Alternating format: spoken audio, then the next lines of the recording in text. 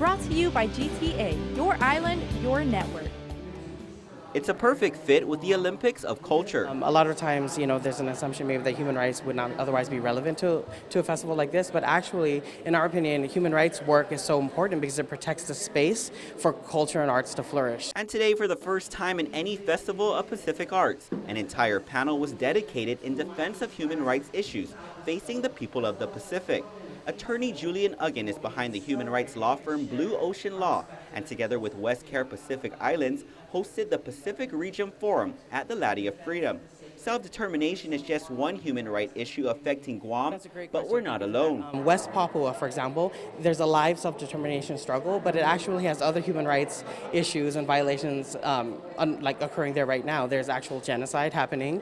There's mass extrajudicial killings, prolonged arbitrary detention, torture. These are major human rights violations that Indonesia is committing upon the people of West Papua, who are incidentally also fighting for their self-determination. The human rights issue facing the Pacific, however, goes even deeper, as deep-sea mining and extractive industries pose a threat to our culture.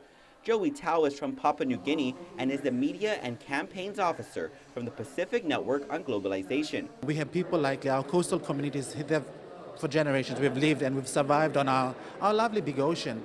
And these are new form of mining, and the science behind it, the impacts are yet to be known. Yet people have very little information about it, and it's more likely that our coastal communities may be transferred or moved. Displacement of people. And for Kathy Jetnil Kajiner from the Marshall Islands, she says not just homes, but entire cultures could be lost if climate change and the rising sea levels aren't addressed as well. I'm going to be speaking about climate justice and how climate justice is basically a human rights issue, because these are people we're talking about who could potentially lose their islands and lose thousands of years of culture and be displaced, and this is it's a human survival.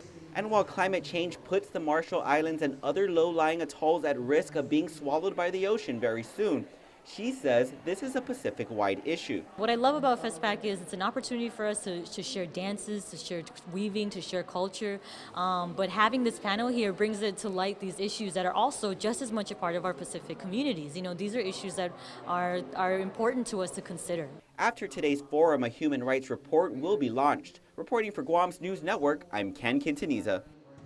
Brought to you by GTA, your island, your network.